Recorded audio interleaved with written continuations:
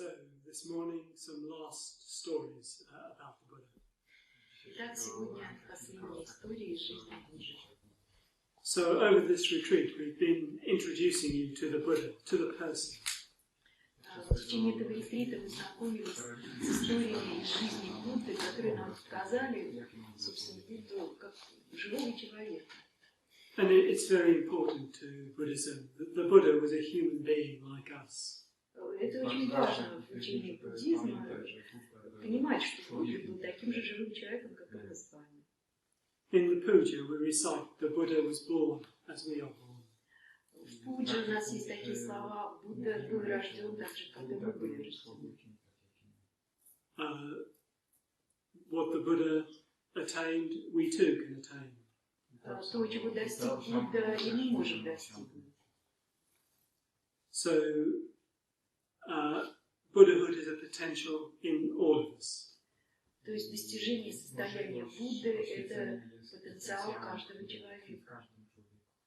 Buddhahood is possible for us all. Для нас, для всех, достижение состояния Будды вполне возможно. But we can talk about wisdom and compassion, but it can all seem a bit abstract until we get a sense of it being actually embodied in a person. Конечно, мы любим рассуждать о мудрости и сострадании, но в основном все это абстрактно. А вот в этих историях мы как-то увидели все это очень конкретно, например. In some ways, the Buddha was ordinary like us. He got old, he got sick, he died. В каком-то отношении Будда был таким же, как и мы с вами. Он рос, болел, умер, в конце концов. But there's also something extraordinary about the Buddha. Ну и, конечно, кроме обычных каких-то качеств, в Будде было нечто совершенно необычное. Something that is difficult for us to even begin to get hold of. Нечто такое, что нам очень трудно даже хотя бы начать понимать. Just think of that phrase we heard the other night when we went through the Parabeda Sutta. Ну, хотя бы даже вот вспомните фразы, которые мы с вами позавчера слышали в сутре, Парабеда Сутре. He has no anger, no fear, no pride. У него нет страха, нет гнева, нет гордости. Just to think, what sort of human being is it that is completely without anger, completely without fear, completely without pride? Подумайте, каким надо быть человеком, чтобы абсолютно не иметь ни гнева, ни страха, ни гордости. But there's something just in those simple words that really captures me and amazes me. Вот слова, которые на нем, они зачарованы. Yeah, it's as if with the Buddha nothing sticks. Nothing sticks in the stick. Nothing sticks to him. To Buddha nothing sticks. Получается, что к Будде ничего не прилипало, ничего не приставало, как с гуся воды. In the Dhammapada, he's described as the trackless one. В Дхаммападе это описывается как trackless one. Описывается как человек, который не оставляет следов. Like a bird in the sky, he leaves no trail behind him. Как птичка в небе, которая не оставляет за собой следов. So we've been hearing these stories of the Buddha. Мы слушали эти истории о Будде. We've been reflecting on his words and teachings. Мы размышляли над его словами, над учением, которые он дал. We've been practicing puja. Мы практиковали пуджу. And we've been trying to imagine what it might be like to be in the presence of the Buddha. Мы пытались представить себе, каково это находиться в присутствии Будды, рядом с Буддой. We've been using all these different ways of, as it were, coming to meet the Buddha from as many different angles as possible, just to begin to get a sense of this mystery that he is. Мы в этом ретрите испробовали разные подходы, подошли с разных сторон, чтобы рассмотреть персону этого человека как можно ближе, чтобы как можно лучше понять это загадочное явление. So today we're going to hear the story of the last months of the Buddha's life. Сегодня мы послушаем истории последних месяцев жизни. So we have a very full account of his last months in what's called the Parinibbana Sutta of the Pali Canon. В Париниббана сутре палийского канона последние месяцы жизни Будды описаны весьма подробно. And I always find this account of the Buddha's last months very moving. И Саддхалока находит описание этих последних месяцев очень трогательным. He's 80 years old. Ему 80 лет. He's sick. Он болен. Yet he's giving of himself right until the very end. И тем не менее он отдается до последнего, до самого последнего дня. So we're going to begin maybe 9 months before the Buddha's actual Parinibbana or death. И, собственно, история начинается примерно месяцев за 9 до окончательного ухода Будды в Париниббану. The Buddha is staying at a place called Vulture's Peak. Будда остановился в месте, которое называется Vulture's Peak, which is гора Коршуна, так переводится это. Место, которое называется гора Коршуна. Which is just outside the city of Rajgaha. За пределами города Раджагаха. And this peak, from this peak you could see all the countryside all around. И с вершины этой горы можно было видеть все окрестные деревни, окрестные поля. It was a favorite spot of the Buddha's. Это, собственно, любимое место. And in the distance he could see the city of Rajgaha. И вдали он мог видеть этот город Раджгаха. So down in the palace in Rajgaha was Ajatasattu, the king. В дворце правил в этом городе царь Аджасату. Жил в своем дворце. So Ajatasattu is one of the villains of the Pali Canon. Аджасату является одним из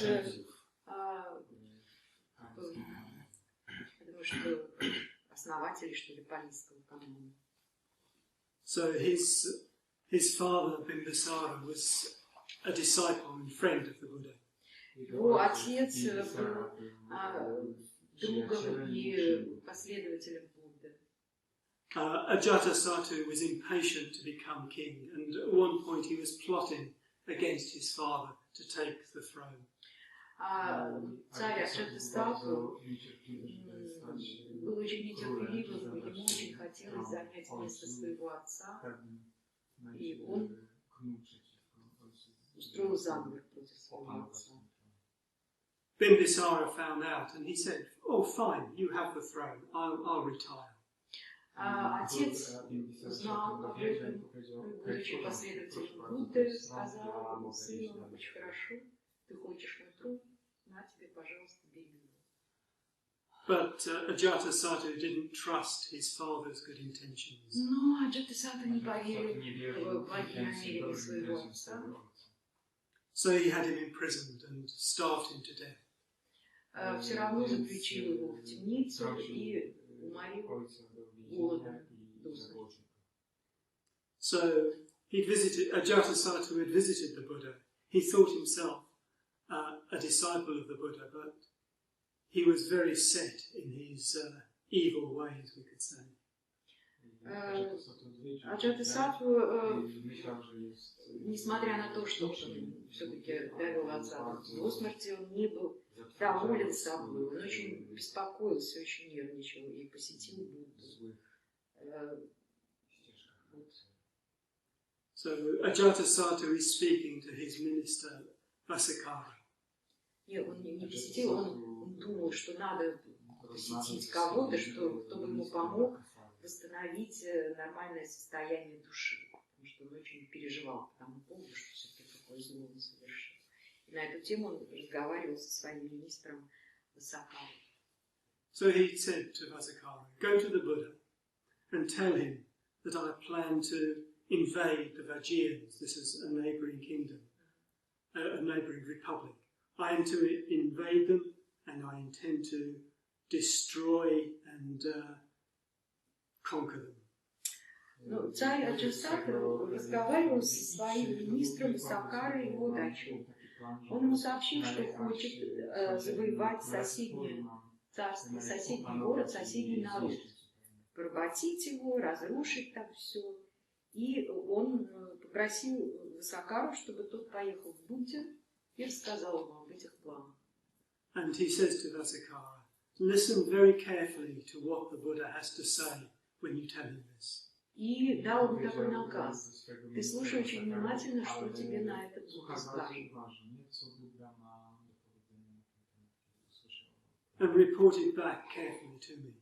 И, пожалуйста, очень точно при приезде, по возвращении расскажи мне все слово в слово. Because the Buddhas always speak the truth. Потому что Будды никогда не лгут. So it's interesting to see the way Ajatasattu's mind was working. Интересно, как ум Аджатасатты работал. So Vasakara visited the Buddha on Vulture's Peak. Итак, Васакара посетил Будду на этой горе Коршуна. And he passed on what Ajata had to say, that he intended to destroy and conquer the Vajjayans. И передал Будде слова Аджатасатты, что хочет завоевать и разрушить соседний народ. So the Buddha didn't say anything directly to Vasakara. Прямо Васакаре Будда ничего не сказал. He turned to Ananda, his companion. Он обратился к Ананде. He said, tell me, Ananda, do the Vajjayans meet regularly in their assemblies? Ответь мне, пожалуйста, Ананда. Скажи, как вот эти вот ваджаяне, собирают ли они общие сборы всего народа? Хорошо ли эти сборы народ посещает? Сборы, вот я читаю, как написано, собрания, эти сходы. Вот такой вопрос задал он Ананде. And then Ananda replied, they do, Lord. Ананда ответил, да, они собираются на сходы. And then the Buddha said, and do they come together in harmony? Do they discuss their business in harmony? Do they leave in harmony? Будда задал следующий вопрос. Собираются ли они в гармонии? Решают ли они свои дела в гармонии? Расходятся ли они тоже гармонично? Ananda replied, yes, Lord. Ананда ответил, да, владыка. And then again the Buddha asked Ananda, do they observe carefully the customs and laws of their people? Следующий вопрос Будда задал. Скажи, пожалуйста, живут ли ваджаяне согласно своим традиционным законам? Почитают ли они их, уважают, меняют ли они законы или нет, придерживаются неизменных законов? Ananda replied, yes, Lord. Ананда ответил, да, они живут по законам. So the Buddha went through a list of 7 things, and to each of these, Ananda replied, yes, they do. Будда перечислил несколько параметров, которые его интересовали в жизни вот этого народа, и на все вопросы Будды Ананда отвечал, что да, они живут так, соответственно, вопросам. So then the Buddha turned to Vasakkara and said, as long as these things, these 7 things, this list of 7 different things that the Buddha continued with, he turned to Vasakkara and said, if the Vajjayans, I taught these myself to the Vajjayans when I was visiting their country. If they follow these, they won't be conquered by anybody. Значит, в вопросах были перечислены 7 правил. Будда задавал вопрос, живут ли они в соответствии с этими 7 правилами. И когда ответ был «да», он повернулся к Васакаре, министру этого царя, и сказал, что если вот этот народ будет жить в соответствии с этими 7 правилами, а эти 7 правил я сам им дал, когда посещал этот народ, дал им учение, эти 7 правил, так вот пока они будут следовать этим 7 правилам, упадка в их стране не будет, они останутся сильными и процветающими, их племя не придет в упадок. So the Vasakkara said, yes, certainly. If they follow even one of these guidelines you've given them, no one would ever conquer them.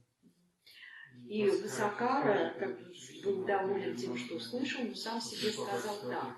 Пока это племя следует хотя бы одному из этих 7 правил, то оно и так останется процветающим, и царь Аджасата никогда не добьется от них ничего сражениями, никто не сможет их покорить.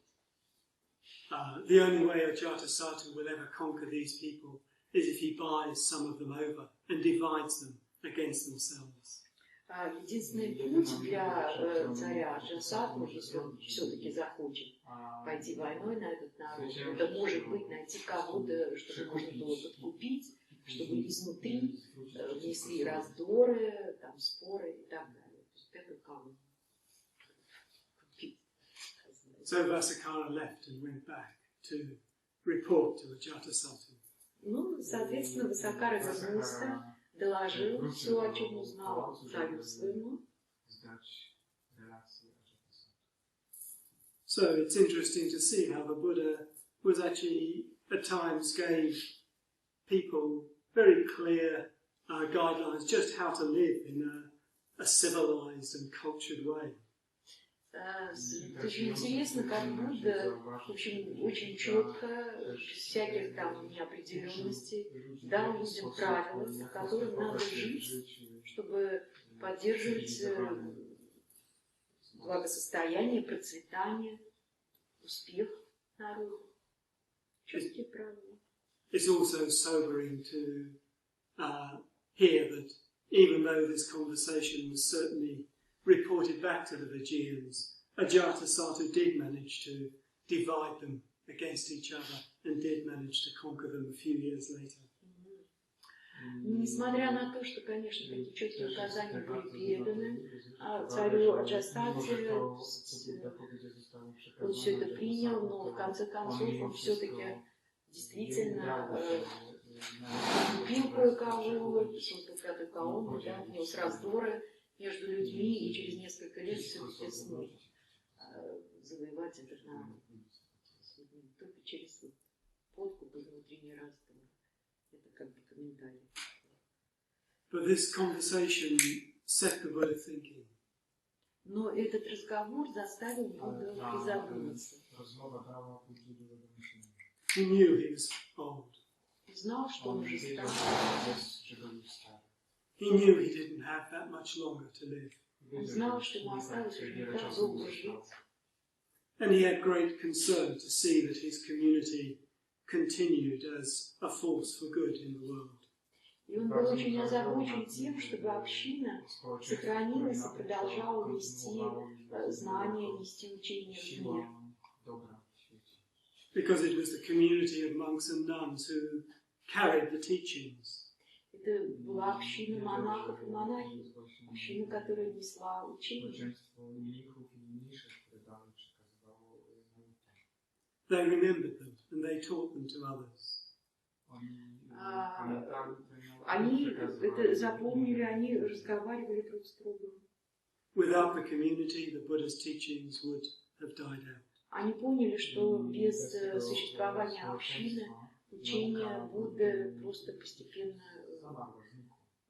затухнет, пропадет.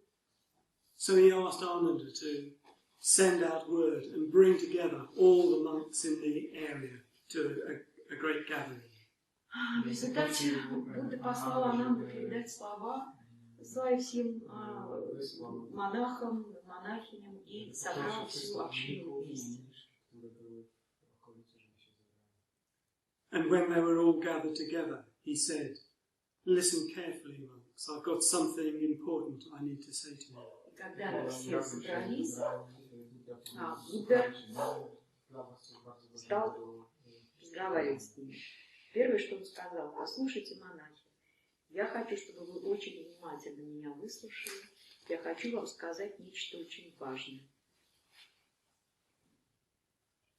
So then he said, as long as the monks come together frequently and in large numbers, the community will continue to prosper and not decline. Пока монахи часто собираются вместе в большом количестве, община продолжит процветать и не придет в упадок.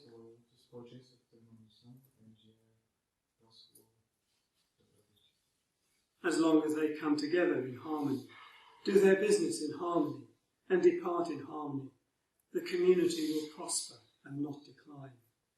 Пока они собираются в гармонии, решают свои дела в гармонии и расстаются в гармонии, община продолжит процветать и не придет в упадок. As long as they maintain the institutions and the training rules we've set up, and aren't forever changing them around and making innovations, the community will prosper and not decline. Пока монахи придерживаются порядков и правил упражнения, которые мы установили, и не будут изменять их и вносить поправки без конца, община продолжит процветать и не придет в упадок. As long as the monks honour and respect those who set out on the path long ago and who are deeply experienced in the life of the order, and follow their guidance, the community will prosper and not decline. Пока монахи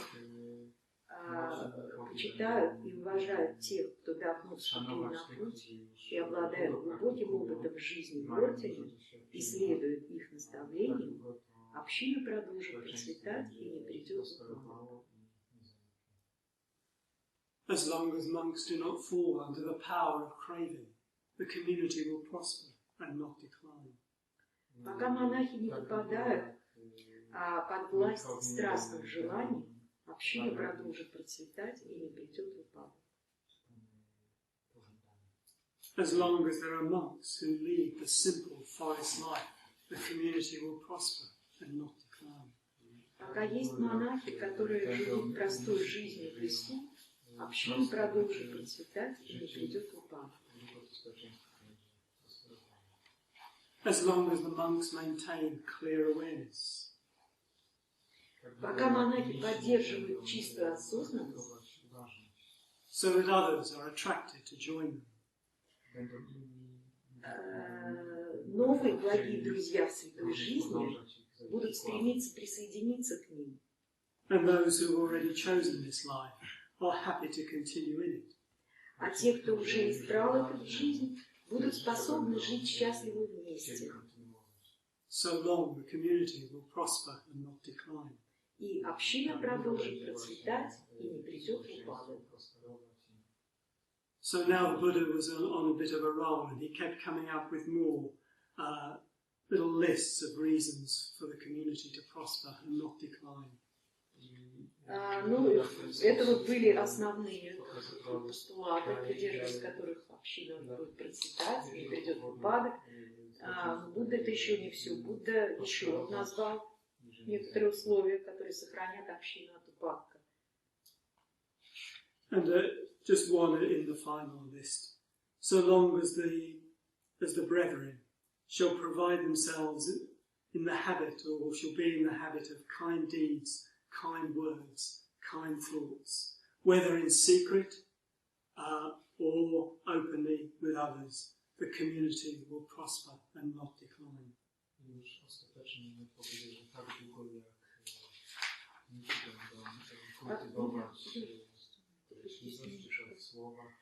Пока монахи будут избегать поиска удовольствий и удовлетворения в делах и постоянной занятости, сплетен и бесполезных болтовни,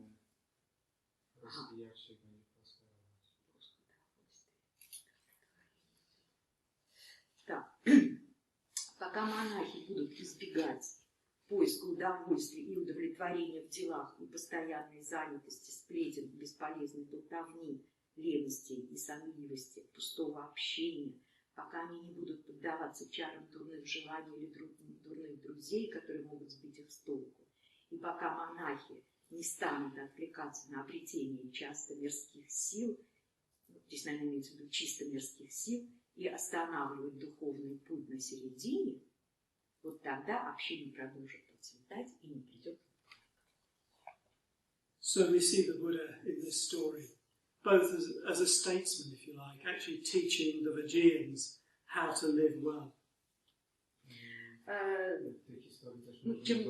Такие истории очень важны, потому что это действительно Будда давал универсальные учения, которые помогали, например, поддерживать жизнь какого-то одного отдельного народа, и в то же время и общины, и вообще очень ко многому применимы эти законы.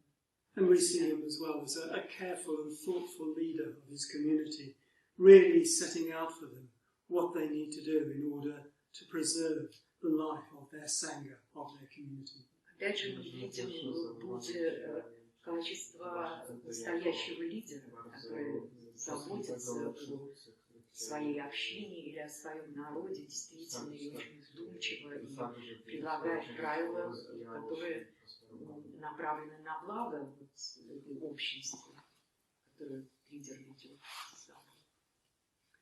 So soon after this incident, the Buddha entered his rainy season retreat. Вскоре после этого начался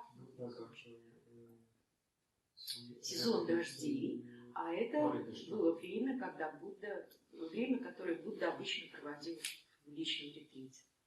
So every year during the monsoons, during the rains, the Buddha and his disciples would stop wandering. They'd just stay in one place, live very simply, and have a life of meditation and reflection.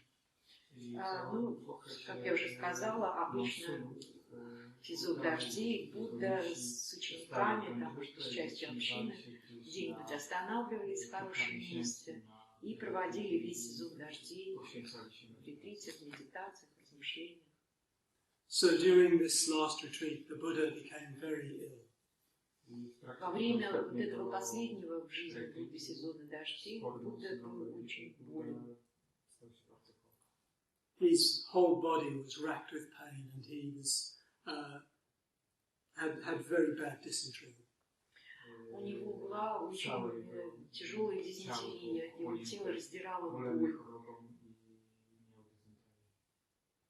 So that he came very close to death. И он уже был очень близок к смерти. So through this, Ananda was nursing him carefully, afraid that the Buddha would die. Ананда, конечно, ухаживал за ним очень трепетно, очень нежно. Он очень боялся того, что Будда уйдет, оставит их. Just reassuring himself, saying, surely the Buddha won't die yet, until he's made one last farewell and teaching to his disciples. И Ананда, конечно, очень сильно надеялся, что Будда не покинет их, пока не даст последнее учение своим близким друзьям, своим последователям. So though he was old and frail, the Buddha forced down the illness. Ну и, конечно, Будда не мог в этом отказать и взял себя в руки, подчинил огромным усилиям воли болезнь и стал постепенно поправляться. And slowly began to recover his strength. Стал немного восстанавливать свои силы. And one day, towards the end of the rains, he came out and sat in the sun Ну и он, наконец, пришел в такое состояние, что он все-таки смог подняться, выйти и немного посидеть на солнце, потому что к тому времени уже сезон дождей подходил к концу. Он вышел погреться на солнышко. So Ananda was very happy, very relieved to see the Buddha beginning to recover. Ананда, когда это увидел, был счастлив, что Будда начинает приходить в себя, поправляться постепенно. And he told the Buddha how he'd told himself, no, the Buddha can't die yet, he still needs to give a final teaching to his disciples. Он рассказал Будде, как он надеялся, что Будда не покинет их, не дав прощального учения, прощального наставления, общения и своим ученикам. So now the Buddha gently chided Ananda. Ну, на это Будда его так маленько пожурил. He said, Ananda, what more can the community expect of me? Он сказал, Ананда, ну что еще община от меня ожидает? I've taught you all that I know. Я передал вам все, что я знаю.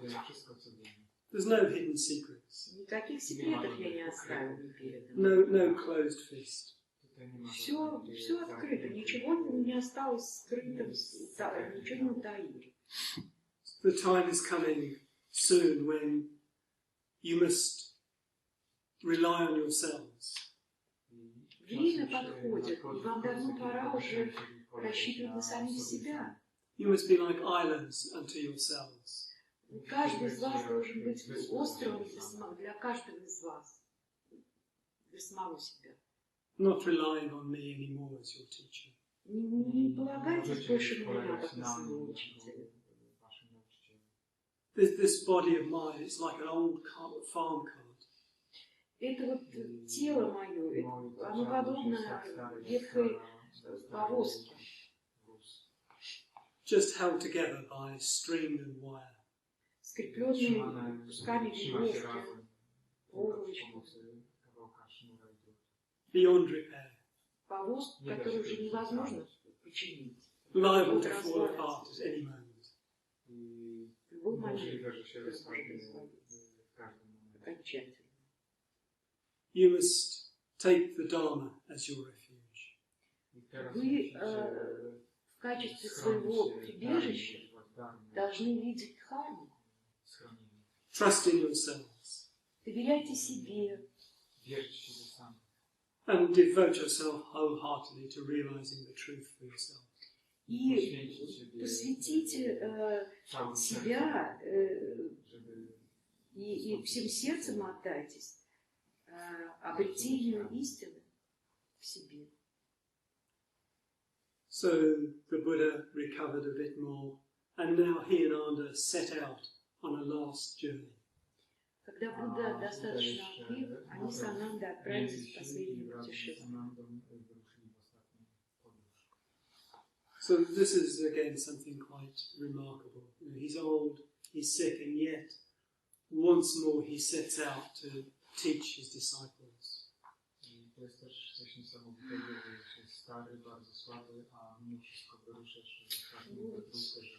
Показать, несмотря на слабость, Будда все равно снова и снова отдавал себя людям, и вопросы отвечал, если уж очень надо было, о духовной жизни. И вдохновлял людей прикладывать все возможные усилия.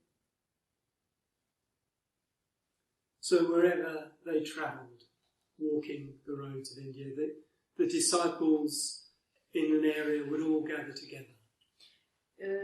Куда бы они ни приходили с Анандой, всюду с толпами собирались ученики и последователи.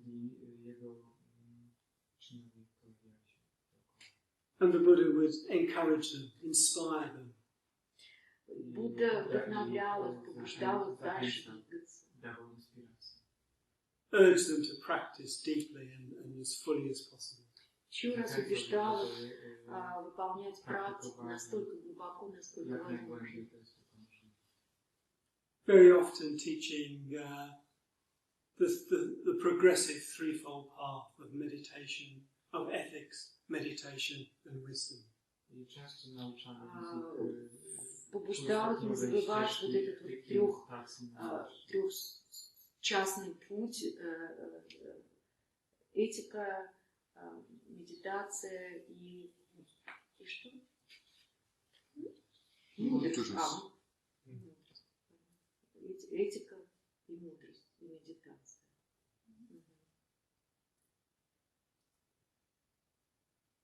So they travelled on from village to village, town to town. Он путешествовал от деревни к деревне, от города к городу. Along the way, the Buddha was given a meal by a silversmith called Chanda. В одном из городов, в одном из дворцов, Будда покормил один из учеников, ювелир. It was probably a very rich meal and too much for the Buddha's weak constitution. Поскольку человек был богатый и от души накормил, вероятно, это было слишком много, может быть, слишком жирная пища, слишком питательная для Будды, который, в общем, ослаб от своей дизентерии. So now the dysentery returned. И дизентерия в результате вернулась. And the Buddha knew he was close to the end of his life. И Будда понял, что он уже, в общем-то, совсем близко к окончанию жизни. So they walked on a little further till they came to a pleasant grove of trees near a village called Kusinara. Ну и Будда все-таки немножко взял себя в руки, чтобы все-таки добраться до красивого места, где он мог бы последние дни провести, в место недалеко от деревни Кусинары. Приятную рощу нашел, недалеко от города Кусинара. So the Buddha lay on a stone couch beneath the sal trees, these beautiful, tall, silvery trees. He lay down, knowing that this was his last resting place. Среди прекрасных деревьев Будда нашел ложе каменное и лег на него, устроившись на боку и приготовившись к смерти. And word got round, and soon disciples from all around were gathering there around the Buddha. И слово распространилось, и собрались со всех сторон ученики попрощаться, последний раз бросить взгляд на учителя. And so we come back to that incident I mentioned right at the start of these stories, where the Buddha is lying there, other monks are around him, and he notices Andana, who's usually taking such good care of him, isn't there. Ну, такая вот история случилась. Вокруг Будды собрались все его ученики, но Будда смотрел вокруг, не заметил дорогого ему сердцу Ананды, который все эти годы преданно за ним ухаживал, был спутником во всем. И вдруг Будда смотрит, нет Ананды. Он спросил его Ананду, где Ананда? So he asked the other monks, where is Ananda?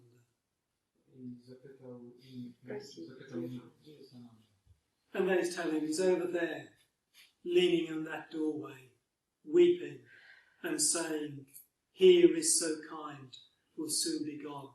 My teacher who is so kind will soon be gone. Ему показали, что вот Ананда стоит вот там, у двери, прислонившись к косяку, рыдает и приговаривает. Мой учитель, который был ко мне так добр, скоро уйдет. Мой учитель, который был ко мне так добр, скоро уйдет. So the Buddha sends one of the monks to fetch Ananda. Будда послал одного из учеников за Анандой, чтобы поговорить с ним. And the Buddha speaks gently to Ananda. Будда мягко с ним разговаривал. Come, Ananda, don't weep.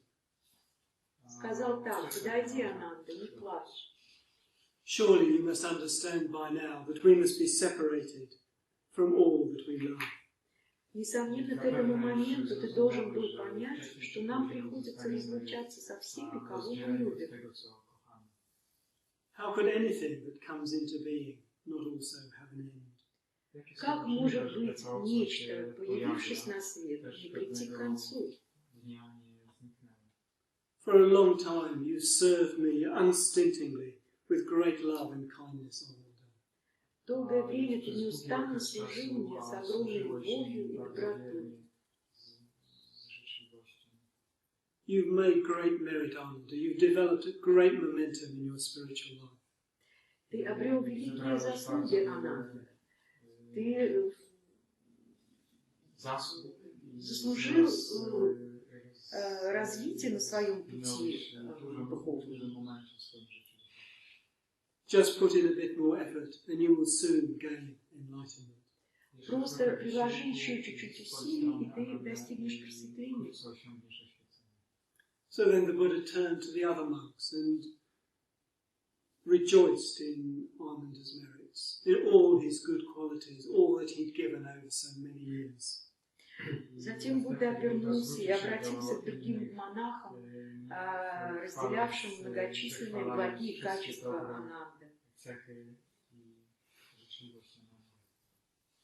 So the Buddha had one little thought. He asked that a message be sent to Chanda, who'd given him his last meal.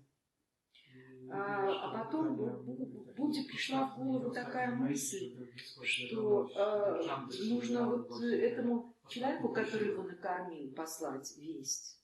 He understood human nature, and he knew how people might even blame Chanda for giving the Buddha this last meal. Будда понял, что многие люди начнут его обвинять в том, что он плохо или неправильно покормил Будду, был причиной его болезни. So he headed this off with a very public message that Chanda should feel no regret, no guilt, that actually to have given a Buddha his last meal was a source of great merit, of great goodness. Будда через своих людей послал очень открыто сообщение Чанде, Чунде, заверяя его, что ему не стоит винить себя или сожалеть о том, что пища, данная им, снова вернула Будду к смертельной болезни. Напротив, Будда ему так написал или дал знать, что последний раз накормить Будду в его жизни, это значит заслужить очень большие заслуги. Again, the Buddha's concern and kindness, just really thinking of others, thinking ahead to make sure that no ill would come to Chanda. Это как говорит опять о великом понимании и сострадании Будды. Он перед уходом заботился о том, как бы не причинить вреда человеку, который случайно, можно сказать, оказался виновен, на самом деле ни при чем. So the Buddha now sent through Ananda a message to the people of the village of Kusinara, telling them that the Buddha would die that very night in this sal grove near their village.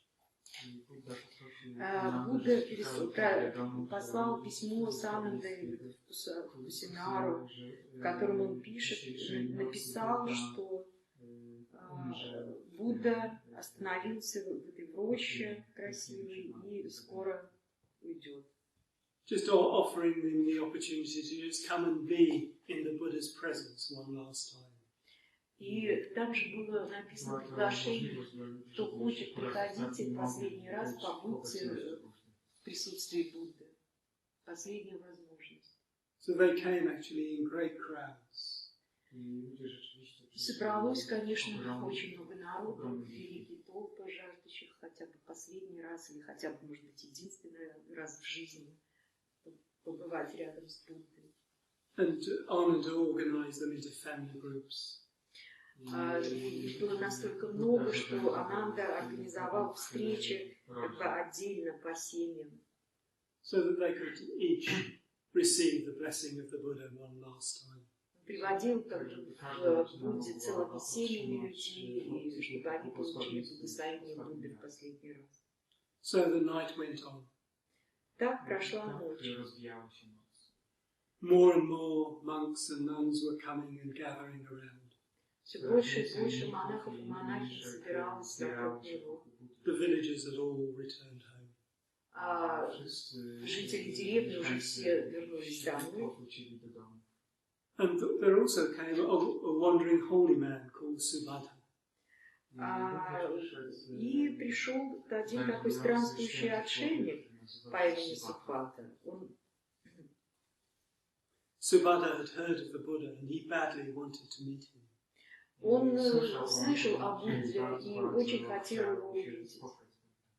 So he was sent to Ananda, who looked after all these sort of things for the Buddha.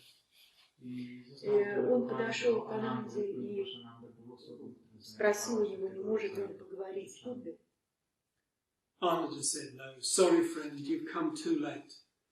Ананда ему сказал, что извини, друг, ты пришел слишком поздно. The Buddha is weak and tired. Just leave him in peace. Будда слаб и устал. Просто оставь его в покое.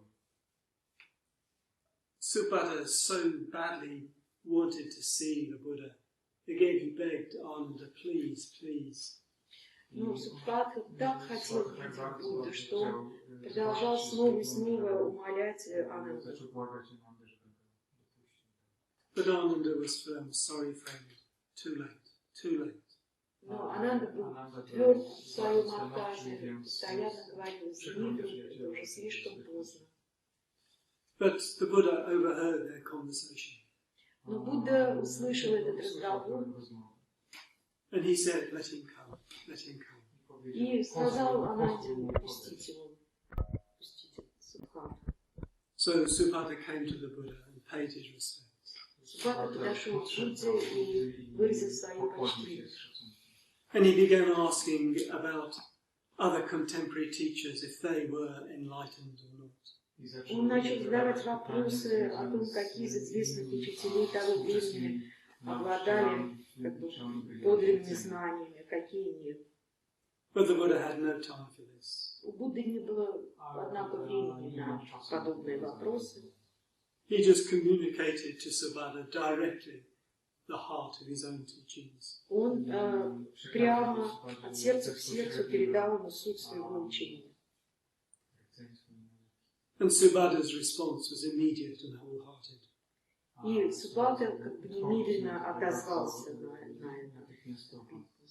He asked the Buddha to accept him into his order of monks. И он тут же попросил Будду принять его в монашеский орден.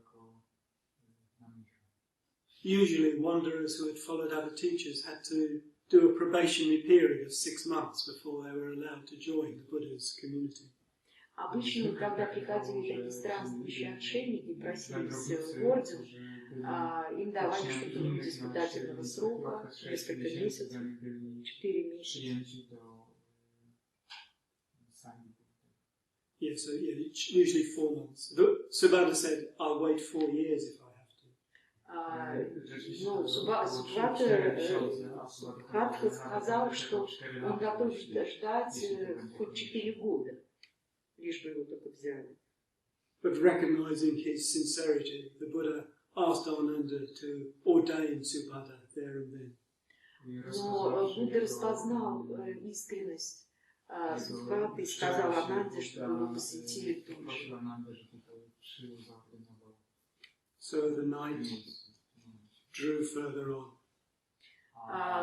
Ночь шла дальше. More and more of the monks had gathered.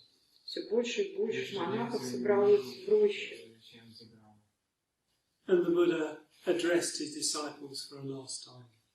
Будда в последний раз обратился к своим последователям. He said, if any of you have any doubts, any questions, speak up now. Он сказал так, если у кого-то из вас есть сомнения или вопросы, говорите сейчас. Don't regret later on that you were in the presence of the Buddha and didn't ask. Не сожалейте потом, что вы были в присутствии Будды и не задали вопросов. So he asked this 3 times, and 3 times everyone remained silent. 3 раза он повторил свой вопрос, и 3 раза никто ничего не ответил. But then he went on. If any of you are just too shy or embarrassed to ask, well, let a friend ask on your behalf, but don't miss this opportunity. Тогда Будда перефразировал свой вопрос. Он сказал так: если вы боитесь или стесняетесь задать мне вопрос напрямую, скажите вашему другу, а друг от вашего имени спросит. So the Buddha accepted now. He'd done all he could. He'd done all he could in this life for his monks, for his community. Ну и, соответственно, поскольку ответа не было, Будда убедился, что он сделал все, что мог. Он дал все общение, что было в его силах. And he gave a final teaching. И тогда он дал заключительное учение. Impermanent are all compounded things. Все составное непостоянно. With mindfulness, strive on. Продолжайте усилия с внимательностью. Apramamada sampadeta. Apramada, guarding the mind. Mindfulness in the sense of guarding the mind. Внимательность в смысле как бы придерживаться правильной линии ума. And sampadeta, with effort, striving, with real effort and energy, apply yourself. И применять знания, применять себя действительно с усилиями, с энергией, со стремлением. And now, withdrawing into deep meditation, the Buddha moved through higher and higher states and finally left his body. Так, войдя в глубокую медитацию и впадая в все более и более высокие состояния, Будда постепенно оставил свое тело. Покинул.